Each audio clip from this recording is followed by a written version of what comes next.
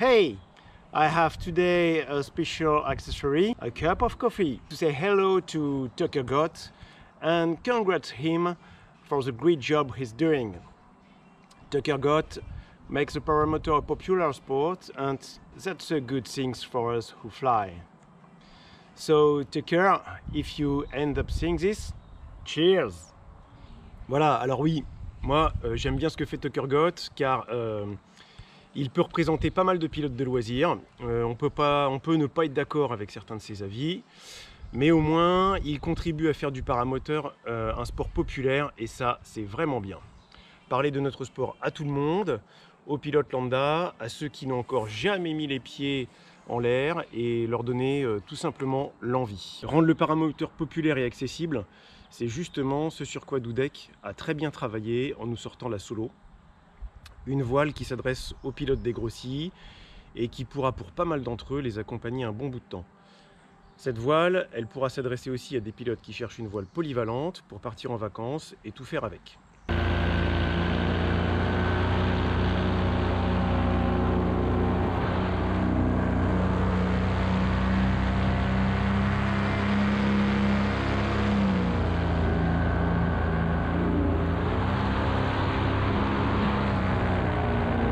Bon, le coronavirus a stoppé net nos essais. Aussi, pour l'instant, j'ai volé 2 fois avec cette voile.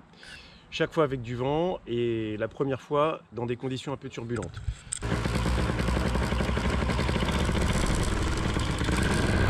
Je répondrai donc pas aux questions du gonflage sans vent, puisque j'ai pas eu l'occasion de tester. Aucune raison que ça ne se passe pas bien.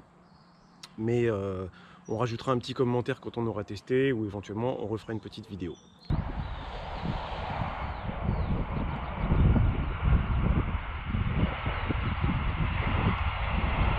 Première bonne surprise chez Dudek, qui a l'habitude de faire des élévateurs assez chargés, c'est d'avoir conçu des élévateurs bien simples, lisibles, avec poignée de frein, trim, petite poignée de wingtips et croc fendu pour l'accélérateur.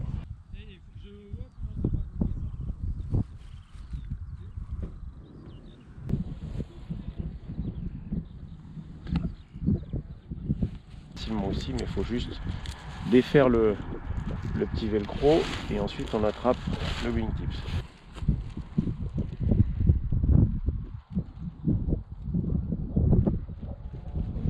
Voilà, pour le jeune pilote, c'est vraiment important d'avoir des commandes bien lisibles, et là, c'est réussi.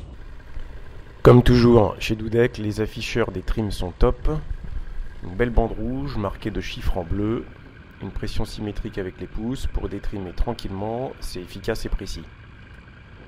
Pour retrimer, on reprend les petites boucles en bout de sangle, c'est facile, pas d'effort particulier, ça marche très bien.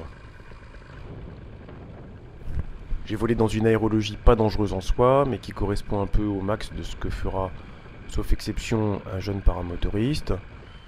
Dans ces conditions, la voile est parfaitement rassurante. À aucun moment on se sent en limite, la voile s'est montrée bien stable, elle absorbe la turbulence. Détrimé à fond, on reste avec une voile rassurante qui vous donnera suffisamment de vitesse pour rejoindre un terrain lorsque le vent forcit un peu.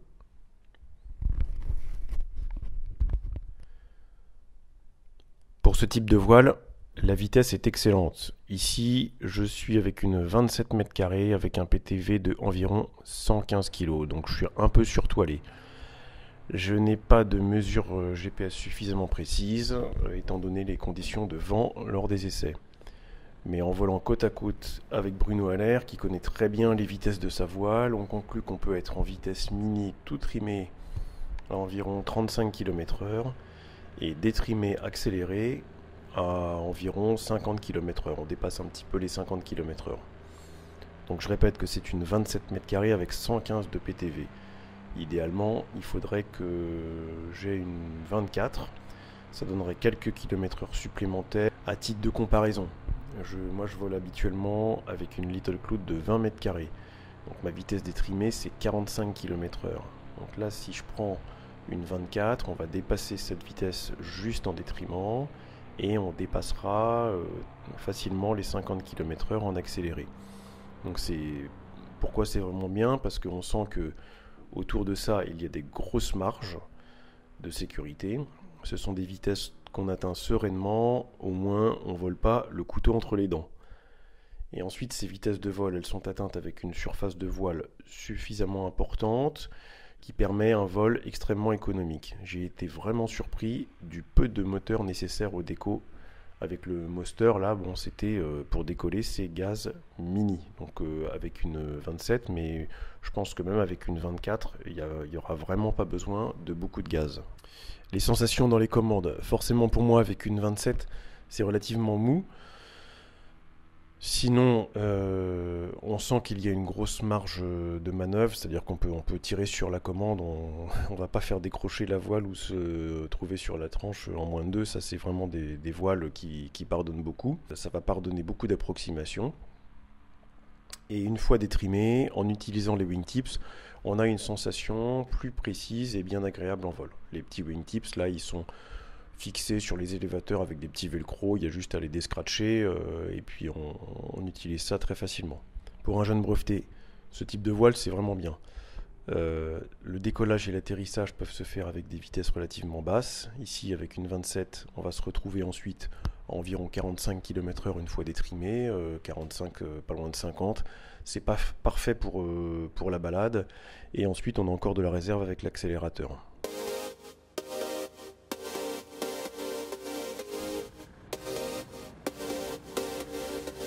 Pour un premier investissement ou pour un pratiquant déjà équipé mais qui cherche une voile à tout faire, à emmener en vacances, ça pourrait être un très bon choix. Très peu gourmande en gaz, elle saura se satisfaire d'un Atom 80 par exemple. Tout en étant une bonne voile au moteur, elle pourrait aussi très bien être utilisée en libre, et pourquoi pas en soaring, puisque ses vitesses lui permettront de faire face à une large plage de vent.